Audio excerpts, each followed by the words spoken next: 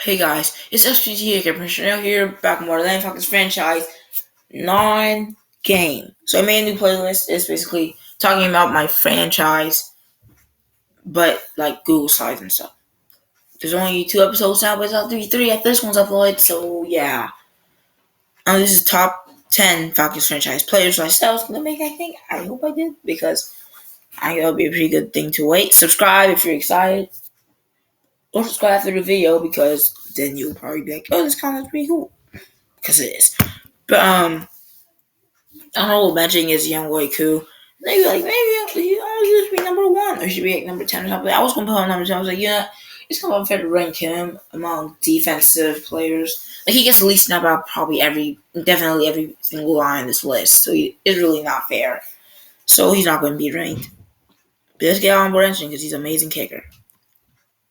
Number 10, Sean Sherman. Now since he's the only guy to win a main award in my he's the second guy to win a main award in my entire franchise because it's only him and one other player who's on this list. You might be thinking, well, shouldn't he be, top 5? Well, the reason is because he only played 3 seasons. The season he won Rookie of the Year was pretty good. Last year was not that great, and this year's starting pretty good, but I'm not for sure yet. Sean Sherman, great player. When he drafted him, look at these stats, man. He wasn't even that good, but he just got so much better over the weeks, and I'm proud of him for it. His speed was something that caught me off guard immediately. 88 for a lineman. He could go up and play. He probably should have played linebacker or Sirius Smith stay on edge, but I didn't really know how. Not stay because he never switched, but he should have went on to left end or right end.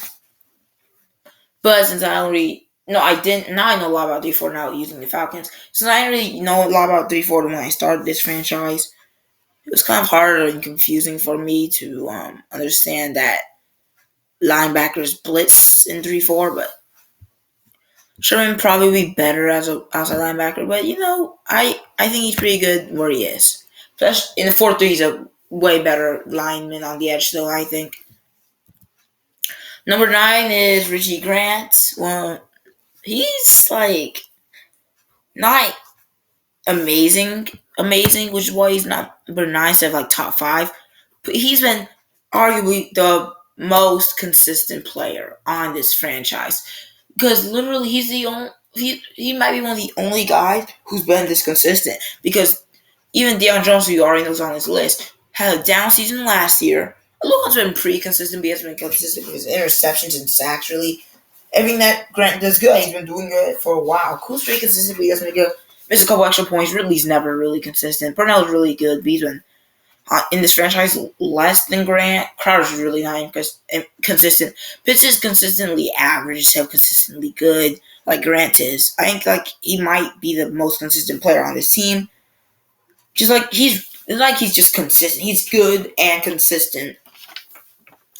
Really enjoy using him, and I feel like there's gonna be 1 year he breaks out, gets 6-7 interceptions, and that would definitely get him a defensive player of the year ranking at least. But I feel like Grant's just a breakout player away from being amazing again, like he was when he had Superstar Dev and could tackle people without fail. But number 8, Travis Etienne. Now, when you think about my great players, you might not think about Etienne because, well, he hasn't been amazing. He might not even be better than Grant, but Etienne's gotten the job done. He's had times where he's clutched out the game by getting first downs, running the ball. He's done better than Scott last year, might even be doing that this year because he's learned how to score touchdowns. Like compared to LeBron James, they're definitely 2 different players, and one's way better than the other. But LeBron learned how to shoot. He learned how to, he progressed and he got better when he needed to stay in the league. And Etienne, to stay in front of Luke Scott, got better at scoring touchdowns, breaking tackles, and now Luke Scott's not even going to get signed because Etienne's surpassed him in even touchdowns, I think, this year and last year. So there's no reason to really keep Luke. And Etienne's definitely proved to me that he is not worth it to trade, even though he definitely could leave the team soon. But I'm not going to say I will retire his jersey if I get rid of him, but he'll definitely be one of those more remembered players on this Atlanta Falcons franchise team. And also a crazy thing. yeah, remember last year? I had Etienne on my team. So he's been with me for 2 Maddens now. It would be amazing if he had me on Madden 23. And I feel like that would be kind of weird to have him in 3 franchises, but still. Richie Grant, kind of an Atlanta Falcons franchise legend. So respect to him, man. He gets number 8. Number 7 is a pooping Sirius Smith on a toilet. Okay, I'm joking, but I couldn't really find any pictures of him because I don't remember what games he got sacks in. So I kind of just looked around and found this. And found it.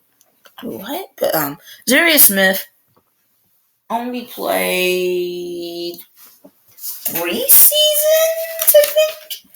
That's 1, 2.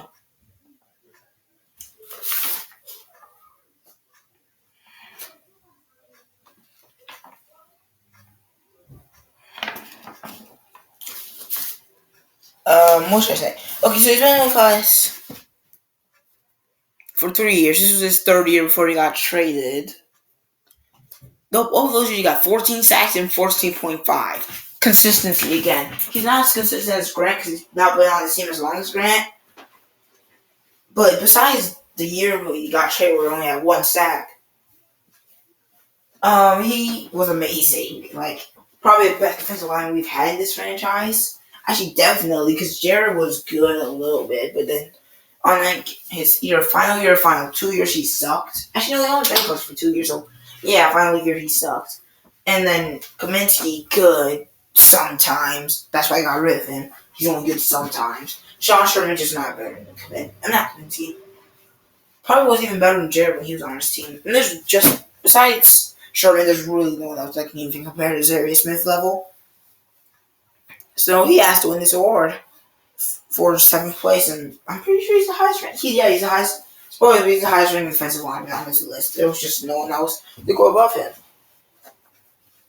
So, like, just the sack ability. I think even if he was inside, he probably would have gotten a lot of tackles for loss too. Great Falcons. Sorry he had to go. He was just not even better than my rookie's power moves. Number 6, Andrew Crowder. You might be thinking, what? He's a Super Bowl MVP. How is he number 6? Well, let me tell you something. Terrell's not even on this list. And the reason, before we talk about Crowder, let's talk about why Terrell isn't on this list. Terrell was pretty good. He had to break out your last year, and I think he's having an okay year this year too.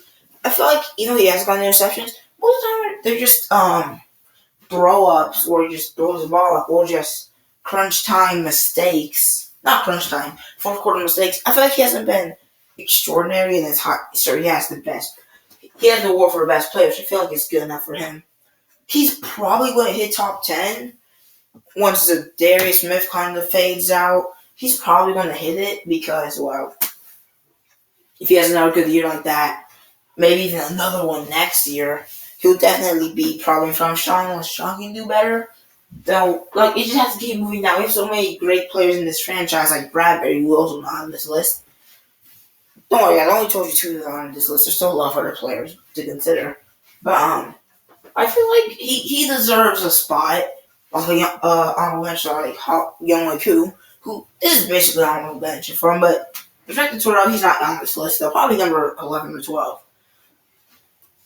Now why Crowder is only number 6. First we're going to talk about why he is this high. Then we're going to talk about why he's not any higher than this. Crowder, greatest quarterback in this franchise. So in the competition is Matt Ryan, who played 1 year, got more touchdowns than Crowder's first 2 years, I think, and then sucked in the 2nd year. It was just planned from the start for Matt Ryan to suck so Crowder could come in, because Crowder didn't play too good this first year. We played better than Matt, and Matt was bad. And then he comes into the next year, supposed to be in his sophomore slump. Also, first pick for Crowder. He's a first pick quarterback. He goes out, wins Super Bowl MVP. Wasn't his best season, that was last year. But still Super Bowl MVP, and it was for a good reason. I think that card, please be quiet, buddy. Thank you. But Super Bowl MVP for a reason. He did no interceptions, 200-something yards, like good percentage. And now his average percentage up to like a 65 after last year. He's been a very reliable after his first year. He got all his picks out of his system, I guess. He's still very inconsistent, can completely be trash. But as you see from those ratings, he has a cannon, which Matt Ryan never really had. He can throw the ball deep. Him and Purnell are a match made in heaven because like a speed receiver like him is literally Mahomes and Reek. No one really calls him Reek. I call him Reek. Tyreek Hill. It's just the same thing. And Crowder's been a big part of that. You can say Purnell was a big part, but Matt Ryan would not be able to make those throws to Purnell. Crowder's definitely the best QB I've ever used in a Falcons franchise. Because the best QB I ever used was Joe Burrow, which I was playing on All-Pro, and he literally scored like 83 touchdowns because I was just playing around. The franchise wasn't recorded, so I was just having fun with it playing on All-Pro. Now I never play on All-Pro. But going back to Crowder, the reason he's not any higher is because there's more consistency among the next players. Some of those players have been on the team longer. And Crowder's just... There's something weird about him, I feel like. It's like he makes those tiny mistakes that can end the entire drive, like these receivers or defensive players really don't. So Crowder's going to get very high, and 6 is a very good spot for him. By the end of this franchise, he might even get to number 1 if he wins the MVP.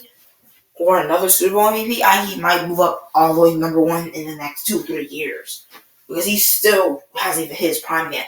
Maybe this is the starter's prime. Maybe that's already prime. Because he's 25 or 6. If he's 26, he might be entering his prime next year. But I feel like he's been pretty good. So when he hits his prime, he'll be one of the best QBs in the league. No problem. But right now,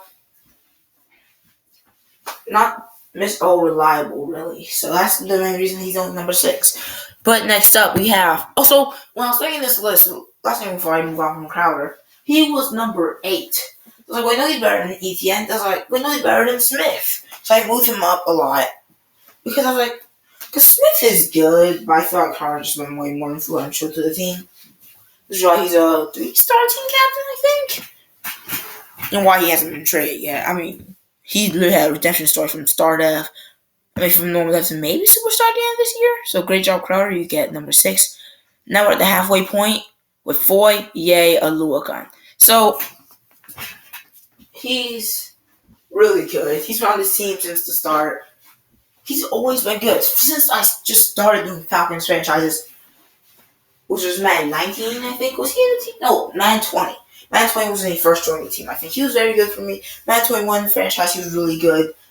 But I always used Dion. It was always Dion. Even at the start of this franchise, it was Dion. Because Dion got around the same time as Luakon. Less sacks, less tackles lost, and then the picks for Dion Jones. But then Luakon last year decided, I'm the big guy now. I'm MLB 1, even though he wasn't actually starting here. He played like it. He had his second most tackles? I think one of his most tackles, one of his most sacks, his most picks, even more than Dion Jones. Yeah, you heard me right. As soon as Dion has his one down year, Luakon pops up and gets 5 or 6. As you see there, he's flexing on them after a pick 6. Hey, you can't doubt Luakon's ability. He's one of those better all-arounds. When you think about all-arounds, you think of Bobby Wagner.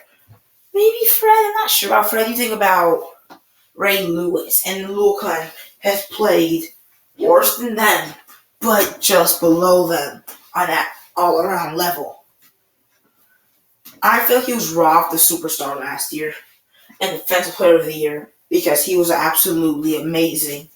So I don't really like basing rankings off of 1 year, but it's not like he was bad those other years. He just wasn't an interception guy. He was an all-around guy. He was a run stopper, sacker, sometimes a tackler. So great 4 or 5 seasons for Luakon, and last year he really broke out. Sad that he's 30, and I'll probably have to get rid of him soon because he's not superstar, but still, he'll definitely be remembered. Number 4, Kyle Pitts. Now, you might be like, he should be higher than Crowder or Luakon. Let me tell you something. I think that Pitts is better than maybe the guy that's in front of him. Because he's a tight end playing at this level, which you shouldn't be. I know he's a receiver. I know he was like he's basically a receiver. He doesn't have good receiver standards. No, he shouldn't. He's still playing tight end. He's still going to get less targets. He's going to have more short routes than receiver. He's going to be blocking a lot. He's not going to be going deep every play, burning people. But guess what? He has done that, burning people. He has probably the fastest speed in the league at tight end. In this game, at least. And probably in real life. Did you see his angry run in real life against the Bills? Which didn't even make it angry runs. I'm calling GMFB out if I'm even allowed to do that. But whatever, because he should have been in that angry run segment at least as a contender because that 64, 5, 61? Yeah, it was like 61-yard game was it. Absolutely insane. Let's go after man. Kyle Pitts, probably one of the first times in history.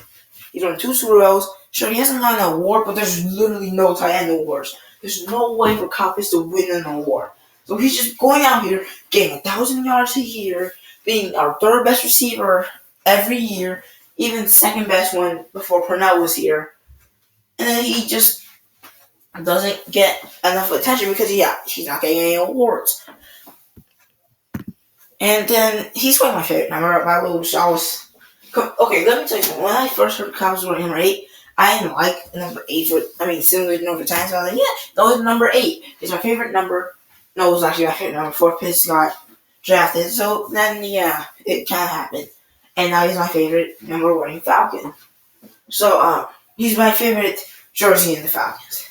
And I really like Ridley. I really like 18. But we're not going to talk about that anymore. Kyle Pitts, most consistent time probably in the league. Last year, I think Kittle had a better year.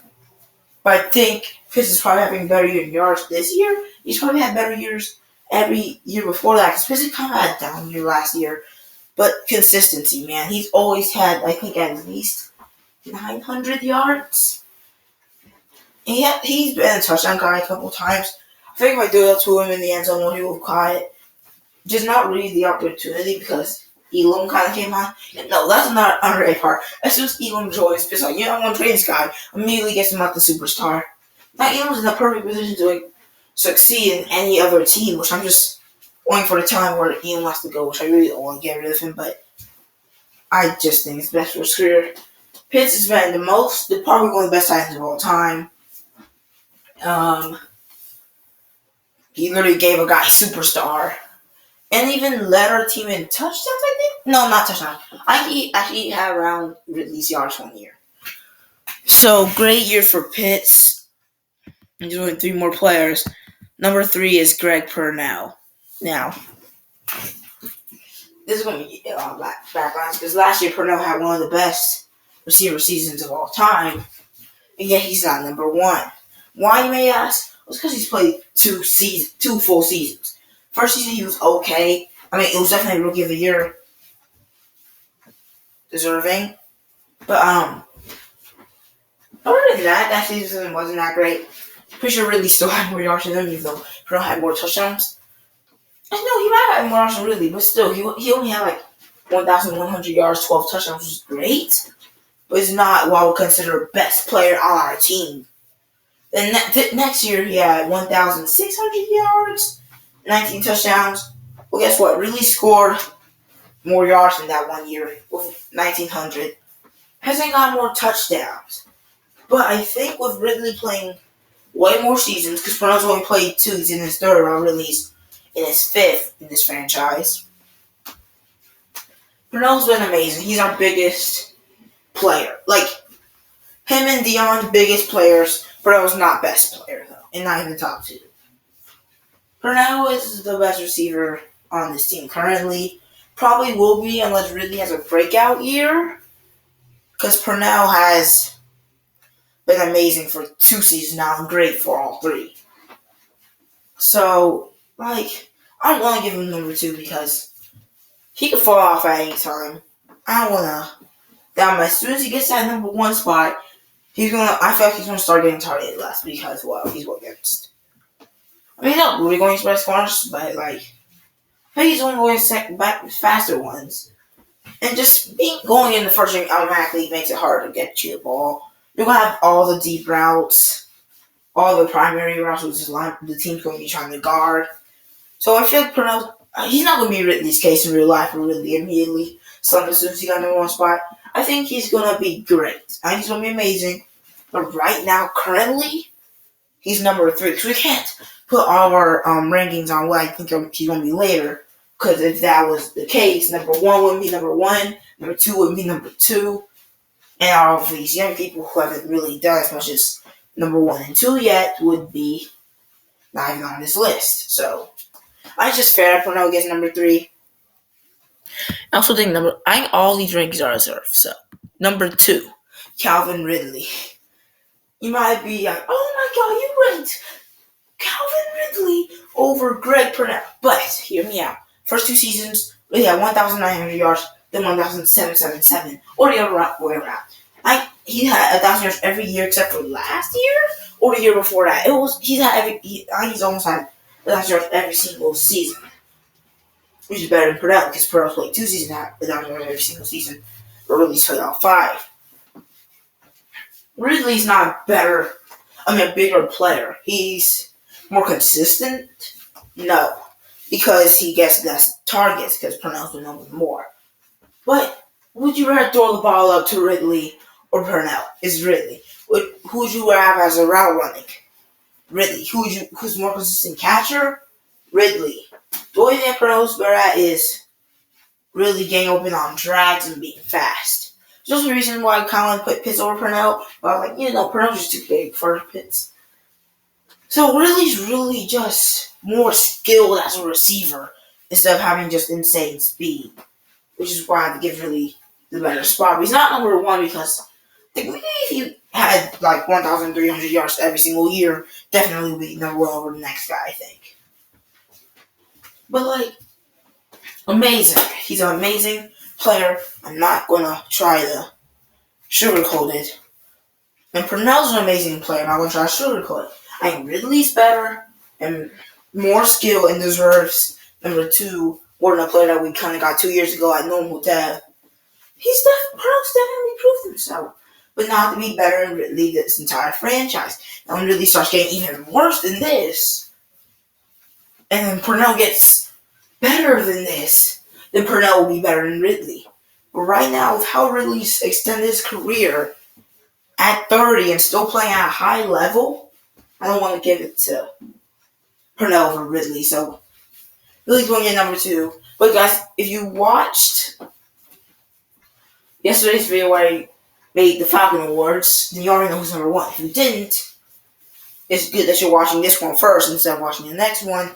Because if you watched that one first, you would already know who's number 1. Because I gave the Best Player Award away. I should have done this video first, but I wanted to do the other one more. But here's number 1 by the name of Dion Jones. The retired. He only played 9 seasons. In this franchise, he only played 4 complete seasons. But you wanna know what's crazy about him? The fact that even to this day, he's outspeeding quarterbacks, which is a lot of mobile quarterbacks now, receivers, running backs, when he takes the picks to the house. And say that at 30, before he retired, he was still running away from the receiver and running back quick enough to get the pick. It's crazy that at 30 and 29, and he was my best player when young studs like Crowder, Sherman, and Purnell, and even Ridley, he was the same age, but just, you would think he would be better than Dion, are over there, and Dion's still a better player. Isn't that even on a down year, he would still be a contender for Defensive Player of the Year just because all his other stats went up while his interceptions went down. It's crazy that at this age, him and Lucan are completely different players, yet, and then they're same age, and Jones is still so much better in his career than Lucan. It's number 5 and number 1. Lucan's at 5, Dion's at 1 for a reason.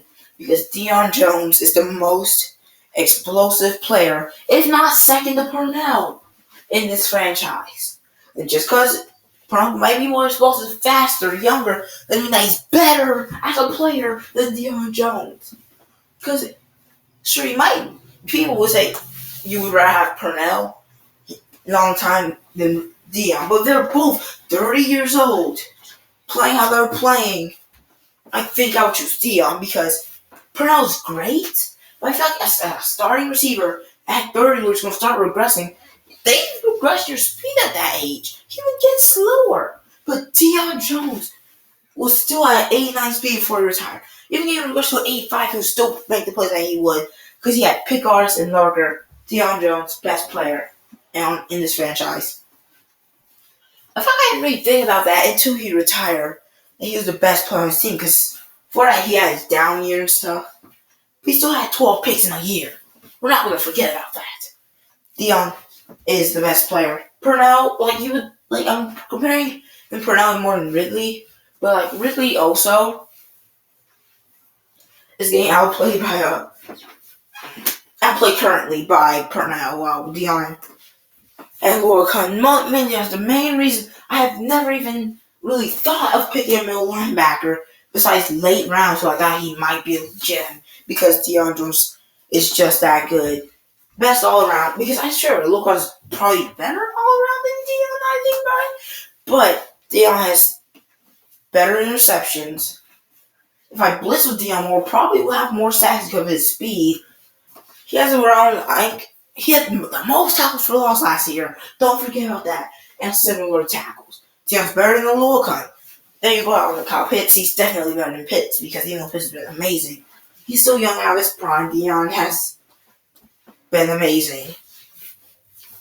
Way better than Pitts, and it hasn't had Pitts has always been good. Dion has been great, and even extraordinary at one point where he had 12 interceptions. Then you go to Ridley and Purnell, who we already talked about. So there's nobody that you can even outside of the top 5. No one can be compared to Dion. No one wants to say Sirius Smith, no, because Sirius Smith was not even close all around because he only was good at sacks. Sure, Dion could get 7 sacks a year if I blitz with him more and start playing a local as user. But if I start playing local as user, he would not get 12 picks. He's not fast enough. Dion Jones, best Falcons franchise player. Man 23, man 24. When I use him again, if he's even good enough, he might be my user and be the best Falcons franchise player again because he just has the skill set. He just needs to do that in real life. He'll be around as good, maybe less picks as he is in this Atlanta Falcons franchise. But I don't know why I was so hardcore. I think it was very fun to talk about my Atlanta Falcons franchise players. But on January 10th is Georgia versus Bama. We all know who's going to win this Georgia, man. Actually, not as confident as I sound, though. I'm really hoping that Kirby Smart can be smart, go back to that game versus Alabama, and stop that passing game. Don't play man versus Alabama's corners. I thought it was pretty obvious. Receivers. But I thought it was pretty obvious. Apparently, it's not. But hopefully, Kirby Smart can pull a win out and give me my 3rd championship in a row. Me and my dad and my entire family, of course. Well, not entire, because not all my family likes Falcons, Braves, and Georgia. Because I say Falcons, Braves, and Georgia. I meant Lakers, and Georgia. Because I like Falcons too, of course. But 2020 Lakers won, 2021 Braves won. Now, because that's 2 championships in a row. And if Georgia can win on January 10th and become my 3rd championship to watch in a row, because I watched the Braves game until it was basically guaranteed that we won and I fell asleep. I watched most of the Lakers series, even then the Green Brick. And then Georgia. I'm going to definitely watch that game, of course. And if I was in 2022 somehow, 2023, I would be so happy. But guys, I'm not supposed to be talking about this. Maybe I can talk about my favorite teams later. But I really enjoy making these videos. I really enjoy making slides videos. I can talk. I like talking. As you can probably tell, with this XPT Air Personnel, subscribe. Adios.